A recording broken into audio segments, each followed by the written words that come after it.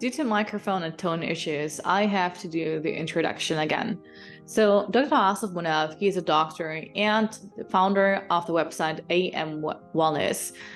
He talks about mindset and masculinity and so on.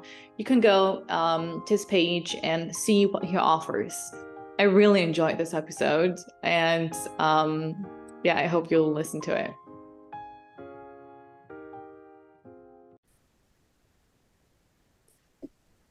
So I'm going to start with you with the first question. How was your childhood? Childhood was very unusual compared to what people go through now. It was a mixture of playing outside, lots of siblings.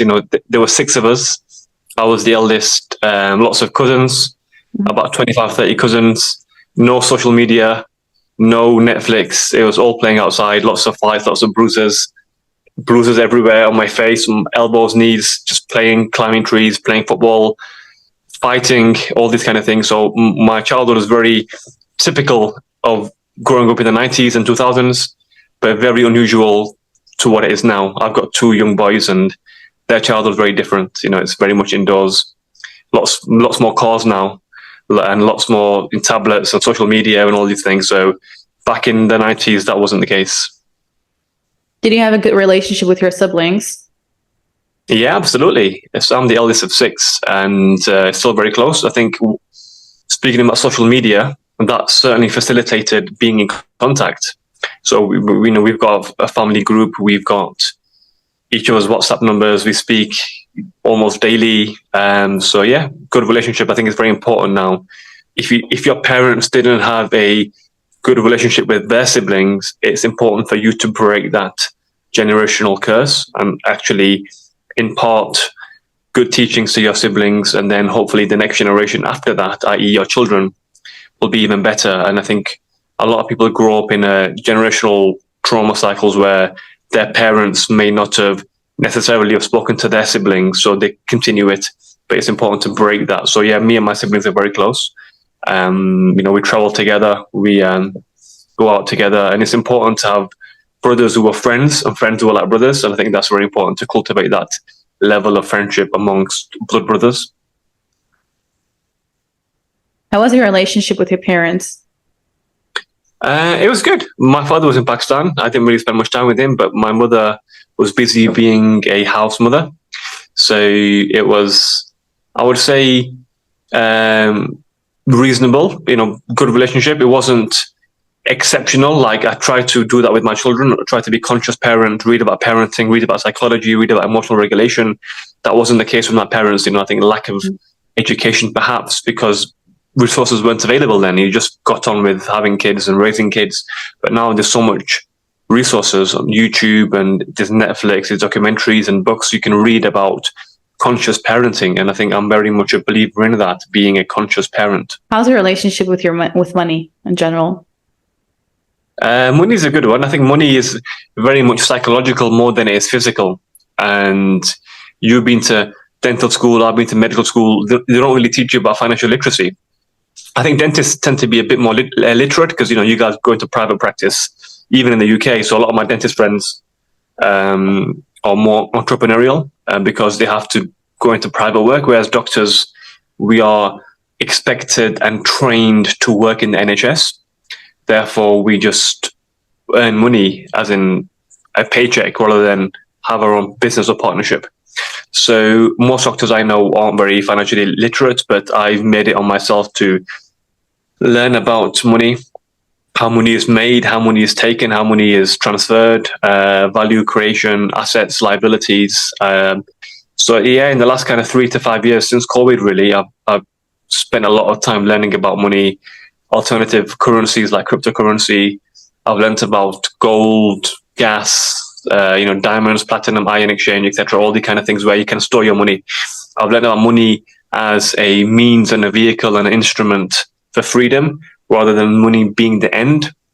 And I've learned about how money can really free you up in terms of what you can do and the concept of leverage. So yeah, I've learned a lot about money in the last 3 to 5 years, but it's unfortunate that medical school doesn't really teach you, or university generally doesn't teach you about. That's right. You're just expected to work and retire and die. You're not really expected to become financially literate or become independent or become entrepreneur. Money is something you have to learn yourself. Yes, self-tutoring is very important. There are always this is not one of the questions I wrote, but there's every human being has its own standards to live, and I just listened to someone, and he said, my 3 standards in life are health, relationships, and finance. And I think these three fields are really important. So what do you think? What are your standards? Yeah, I absolutely believe in that. Health, relationships, and finances. I say health equals happiness. But what is health? To be healthy completely, you got to be physically healthy, mentally healthy, spiritually healthy, socially healthy, psychologically healthy, and financially healthy. You've got to be all 6. So that's health. Health is happiness. And we chase happiness, but we should be chasing health, really, because you can't really be happy without being healthy. But health is not just numbers. You're a dentist, I'm a doctor. We look at dental hygiene, physical health, but actually health for me is all encompassing, and it includes finances as well. So you've got to be financially healthy. You've got to have a healthy wallet and healthy waist. I'm a big believer in that. Healthy wallet, healthy waist. A lot of guys have a big waistline but a very thin wallet, and vice versa. For me, you've got to have a thin waistline and a big wallet. You've got to be financially literate, because that's one of the biggest things causing anxiety and depression is debt. Debt causes anxiety, causes depression, causes lots of mental angst, causes poverty. Poverty then causes deficiencies. We know people who are poorer tend to eat worse. There's much higher rates of diabetes and obesity, and micronutrient deficiencies in people who eat less well. So I'm a big believer in health as an all-encompassing concept. Real health essentially being the 6 aspects. 6 aspects. So health, relationships, and finance for you too. So the same thing. So you said finance is related to health, actually. Yeah, exactly. So financial health is a pillar of health. So health has to be financially healthy, physically healthy, socially healthy. And again, relationships goes back into the social health. If you've got relationships with a partner, wife, etc., or children, or parents, or neighbors, or siblings, like you mentioned earlier in your first question, that's social. For me, that is social health, and that social health feeds in to your mental health, and your psychological health as well. So that's important part. And underpinning all this is spiritual health. In the West, I tweeted earlier today, we have what we want. We have all what we want, in fact, but we don't have what we need. And what we need is a real good spiritual grounding, having that moral compass, having that big why. Simon Sinek talks about why. What is your why? The capital W. Why do you live? What's your legacy? What's your objective? And we often say, what is the purpose and meaning of life? They're actually 2 separate things. The purpose of life, the meaning of life, is to find what you are good at. For you, it's dentistry. For me, it's medicine and coaching. Find what you're good at. Find your calling. Find your gift. Unfair advantage. You had Hassan on, recently. Hassan, unfair advantage. What is your unfair advantage? Find that. Once you've got the unfair advantage, that's the meaning of life. And the purpose of life is to give it away, to use it, to leverage that unfair advantage, to help humanity at large. So they're 2 different things, purpose and meaning. People often don't even have any of them. So to have a big why, you've got to have both purpose and meaning. You've got to self-reflect. You've got to have some deep introspection, some critical reflection time internally, and say, what is my why? And the why is, like I said, 2, your meaning and your purpose in life. That was good. Next question. What are you afraid of? Okay, what am I afraid of? Good question. I'm actually afraid of living a life which isn't 100% fulfilled, or in terms of my actual potential. I'm afraid of a unactualized life. I'm not afraid of death, poverty, or any of that. I'm not afraid of, I've seen death almost on a daily basis. I'm not afraid of death or anything like that. I'm not even afraid of God's punishment, because I believe in His mercy. Like I believe in Raham, mercy. I believe in that. I try my best to live a wholesome life. I have enough faith in God about the fire of hell and punishments, etc., to be on the right side of His mercy rather than on His wrath. But I do fear disappointing Him. I fear that, or on the day of judgment, when you meet God and meet Allah subhanahu wa ta'ala, and you come as actually not being self-actualized. He gave you an unfair advantage in life, and you didn't use it. That's what I'm scared of. Disappointment.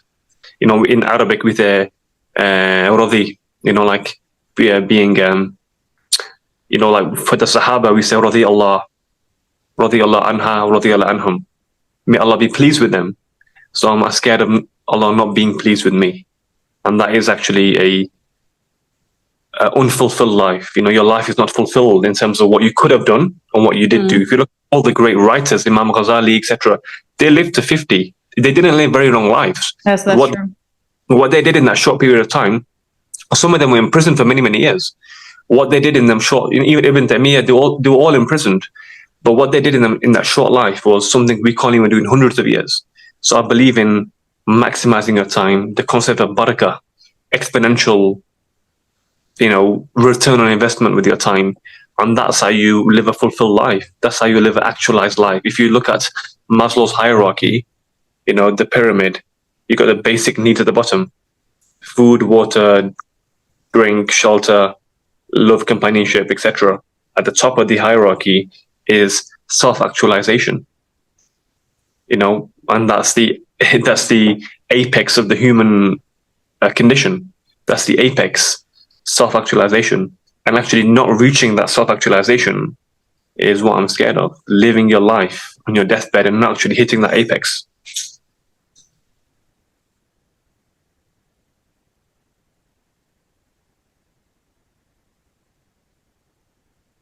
If you were not afraid of anything, what would you do? Not afraid of anything anyway. So you do everything you want to do or you need to do. Yeah, exactly. I don't believe in fear, so I do the same things anyway. I think, the biggest fear is people have fear of failure. And because you have a fear of failure, you never try. So, and how to combat the fear of failure is to repeatedly fail. Then you're not. It's like a zookeeper. He's not scared of the lion anymore. He's repeatedly fed the lion. The famous fear of failure. I think that's the biggest failure people have in life, is a fear of failure. Even probably more than death is a fear of failure. But also people have a fear of public speaking as well. That's actually a really, really big fear. And how do you dissipate or mitigate the fear? It's actually by doing something constantly and continuously.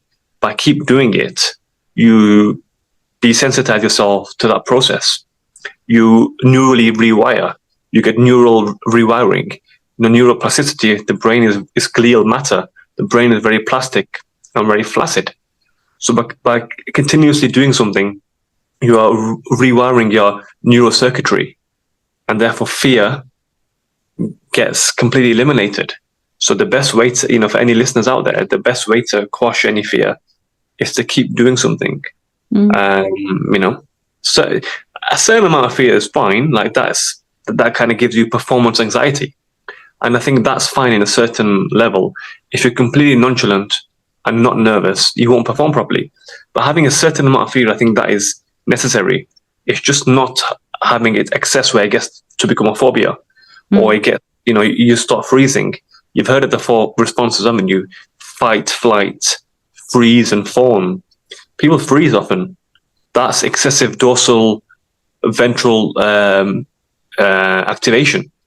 So some vagal nerves activation is fine. We want to breathe properly, we want to rest properly. That's the vagus nerve, the parasympathetic nervous system. But excessive activation of that causes you to freeze. You don't want that. And people often stop breathing and dysfunctional breathing, etc. As a dentist, bad breathing causes bad teeth. The whole mouth breathing, overlaps of the incisors. And a very good book by Matthew Walker called Breath, where he talks about breathing, how our jaw sizes have got smaller. We're getting macrognathia, retrognathia, and we're getting canines and incisors overlapping now because of we're breathing improperly. We're breathing too fast, and we're breathing through our mouths. So I believe in.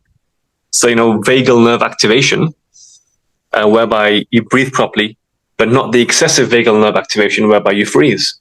So life's all about balance. And Allah subhanahu wa ta'ala says in the Quran, Mizan, the Mizan is a perfect balance. Not excess and not deficient, but perfectly balanced. I think this is really hard to have in life. The balance. I think most of the people do suffer from not having a balance in life. Sixth question. If money is guaranteed for life, for you and your family and your generation after you, but the condition is you have to choose a job, what would it be? Any job. Any job. A podcast host. So I can speak to everyone. Really? I enjoy communicating, yeah. I enjoy speaking. I enjoy interacting, learning about people. I enjoy sharing thoughts, ideas. I enjoy sharing experiences. So But you do it on your Instagram page. You do talk. Yeah, no, I do it exactly. So this is. I'll continue doing that. I'll just sit here, speak to people, drink coffee or whatever you're drinking, like you. Just that'll be a good life if I can do that. Just water. Great. Dr. Asif, in one word. Good question. You sent me these questions before, but I don't like to prepare answers. I like to be spontaneous. One word. I did with purpose a bit. Like if someone prepares for these questions, I think it's better to ask them spontaneously. Exactly. So I read it, but I didn't really think about the answer. So in one word, Muslim. What's the best moment in your life? When my son was born, my eldest son, in 2018. The reason why I say that is because that's the first time I became a father. So that was the best moment in my life. Second best moment was probably 2012 when I graduated and became a doctor. So yeah, it's the same answer from Muhammad Lambad. He said the birth of my daughter. Interesting. Any regrets? Not starting earlier. I think if you've got a dream and passion, start early. People don't care. People like Ali Abdal. Ali Abdal? He's also a doctor in the UK doing YouTube. He says people don't actually care about your failure and success. Stop thinking there's a spotlight on you. Just stop being hypersensitive to other people's perceptions of you, because they're in their own world. They don't really care, good or bad. They don't really care. Just do your own thing, and don't have the fear of failure. Don't have the fear of spotlight, and just do things. Even if people laugh at you, they're going to laugh at you for one day. And the next day, they'll laugh at someone else. And the people laughing at you are those who are always below you in terms of ambition and hunger. So just do it anyway. Do it hungry, do it tired, do it whatever, inexperienced. Learn on the job. And I always say, fail forward. That's the way you get forward, is by failing continuously forward. So start early, because by starting early, you've had more opportunity to fail. And iterations, there's a book called The Lean Startup by Eric Ries. Talks about how many successful companies start. They start by failing many, many times beforehand, but you don't see the failures. You only see the end product. But the earlier you start, the quicker you can fail, the more you can fail, and the quicker you can succeed. The quicker you can succeed? Yep. I know. I think it depends on the maturity of the person itself. Yeah. It's not always exactly. quicker. You have to have a growth mindset. You have to have growth, that's very, Carol Dweck talks about the growth mindset. The growth mindset is one that doesn't see failure as a hindrance. It sees failure as a necessary step on the way towards success. Got to fail forward, but you have to have that mindset initially. The mindset is failure is absolutely necessary. In fact, there's no success without failure. So embrace the failure as something which is not what you want, but something what you need. So how can someone know or knows the fuel of life? I know my unfair advantage, other people too, but there has to be some like a fuel to put them in motivation to do this work. Like, what's your fuel? Like, I know I didn't write these questions, but you do talk good and interesting. Like, how can I find my fuel? Sometimes I'm not motivated to do anything, but as soon as I'm working, I can't do anything else.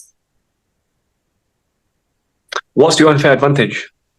My unfair advantage is I do talk to a lot of people and I'm traveling a lot. Okay. Unfair advantage. I said one thing. What's your unfair advantage? I do have a lot of advantages. So, like every human being they have a lot of unfair advantages, not one. Good answer. I like that. I think your unfair advantage is probably intelligence. You're a dentist, so you are top 1% IQ. And intelligence means the way you speak to people as well. You're a good communicator. And so how do you have the fuel? Is that the question? Yes. Sometimes I don't know my fuel. Although I know these are my unfair advantages. And my mom used to tell me, you have these things and use it for God. Do everything like as a service. And then I was even asking myself today, what's my fuel actually? Like, I know I want to get Allah's reward and go to Jannah, inshallah. But there is something, I don't know, like even like Hassan Kuba told me, there are people who have 1 million and after getting 1 million, they stop working. But there are people who work and continue working. But I don't know what is their fuel to continue to work. Okay, I'll tell you what their fuel is.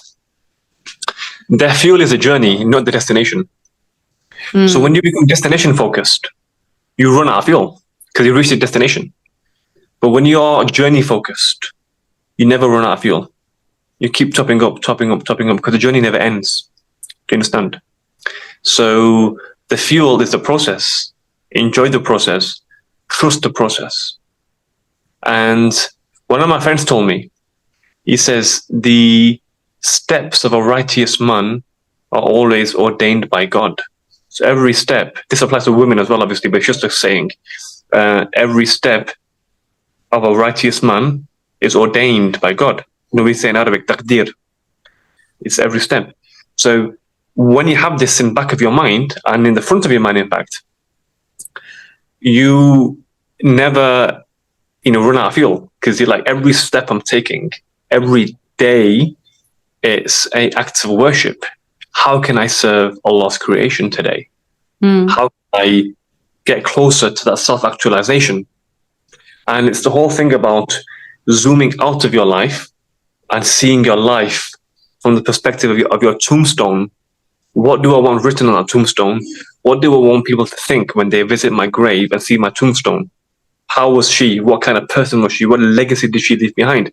So once you have that kind of, greater perspective on life, that bird's eye perspective of life, when you zoom out and see your whole lifespan, so you look at life across the X and Y axes as the whole time horizon of life shifts.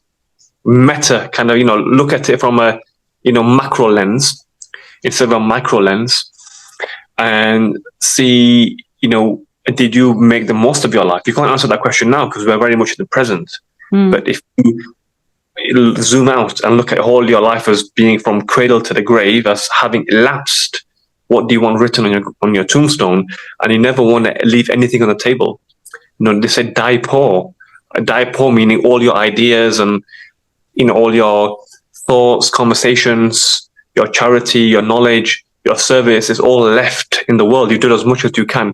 You die poor. There's nothing to give anymore. You literally die depleted. Everything you had in your mind, everything you had in your heart was given away before you departed. They say the graveyards are the richest places because people leave so many things in their mind and their heart without saying them or doing them, and they enter the graveyard. So the graveyards are very, very rich places, but you don't want the graveyard to be rich. You want the graveyard to be a poor place. Everyone's given everything and left it on the ground, not left it in the ground.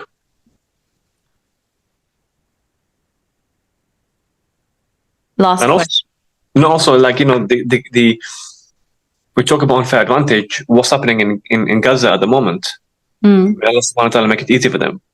But you see how lucky we are. That's unfair advantage. We're living in a hot, we're living with heating and lighting and shelter. Alhamdulillah. That's one unfair advantage. But also these geopolitical conflicts, particularly in the case of genocide, should laser sharpen our perspective on life and death. Life is short, very, very, very short. And why would you want to waste it? Once you understand life is short, you have no days off. You literally have no days off. Every day is working day. Saturday, Sunday, working day, no days off. It's either work or ibadah, that's it. And you'll never be out of shape. Because you were like, it's disrespectful to be out of shape, physically out of shape. It's disrespectful to be spiritually out of shape, to be mentally out of shape, to be psychologically out of shape. It's disrespectful to my own creator. So Allah subhanahu wa ta'ala says, خَلَقَ الْإِنسَانَ أَحْسَنَ تَقْوِيمٍ. We created the man in the best of shape, best of form. So why are you out of shape? Why are you being lazy? Why are you having days off? And why are you doing this? Life is way too short, man. Like, you're in your 20s, I'm in my 30s. We don't know. We could be halfway through our life. We could be a quarter of the way through our lives. We could be, near the end of our lives. It's the same as a phone battery. When it's 20% left, you plug it into charge. But how about our own life? We don't know how much you got left, but we never plug it into. And what is that charge? The charge is the connection to Allah subhanahu wa ta'ala. That is the source, isn't it? That's the battery. We never connect it. We're like, yeah, we'll pray when we're older, etc., etc. But pray now. Like, that's the biggest lesson I can tell anyone. Do every single thing now, because honestly, you're not guaranteed tomorrow. You're not guaranteed tomorrow. Even today, I'm from Sheffield. I don't know if you remember, there was a famous boxer in Sheffield, Naseem Hamed. He was back in the 90s. But his brother, he passed away this week. Young guy, he's the same age as me. And you just never know. But his janazah was today. His funeral was today. You just never know about life. You could be in your 20s, 30s. You could be a child. You just don't know about life. So why are you wasting and procrastinating and deferring and delaying your best self for tomorrow? Tomorrow's not guaranteed. Last question. Why are you? Who is Dr. Asif Munaf? Like, all these things you said about your past and about your motivation and everything. Why did you choose this path? Everything has a consequence, and we all have our traumas. And I chose dentistry, and I even wanted to study medicine above dentistry to continue studying, because my sister died due to medical error here in Germany. Like, everything has a consequence. So what led you to this path in general? It's a good question, but I don't think you choose the path. I think the path chooses you. I'm a big believer in that. I don't think you choose the path. The path chooses you. Interesting. Yeah, I'm a big believer in that. But generally, I like speaking to people. I'm very curious. I love the human body. And medicine combines the love of the human body, love of science, love of academia. I actually did consider doing dentistry as well. So I thought, you know what? I'll be richer I'll have a better smile. It's so many positives of being a dentist. Mhm. But then I enjoyed speaking to people like on a very intimate level about their life and death situations. That's why I chose medicine. Although dentistry was very appealing to me, I was very close to doing dentistry, very close. But I just like the fact that as a doctor, you speak about life and death. You speak about the whole range of human conditions, anxiety, so many things, grief, so many things you talk about to your patients. So I enjoyed that aspect of medicine.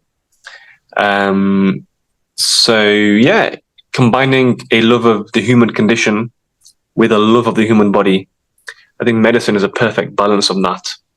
And you get to speak to some interesting people. I've spoken to people who have had interesting lives as my patients, and I've learned a hell of a lot. I think the best education is actually speaking to people, beyond books. So I believe I was chosen to do medicine. I don't think medicine, I don't think I chose medicine. I think medicine chooses you. It chooses people like, are suited that role. And it helped me with my coaching. So ability to speak to people, ability to build rapport. Interesting. It's helped me with my coaching. All right. I have a lot of questions, but I'm going to stop. Thank you so much. Thank you for your time. Thank you. I'm going to end this podcast. Before we end, do you have anything else to say? If not, then we're going to end, inshallah. No, thank you. Been a pleasure. Thank you for having me. Continue the good work. And if you want any advice or anything like that, let me know, inshallah.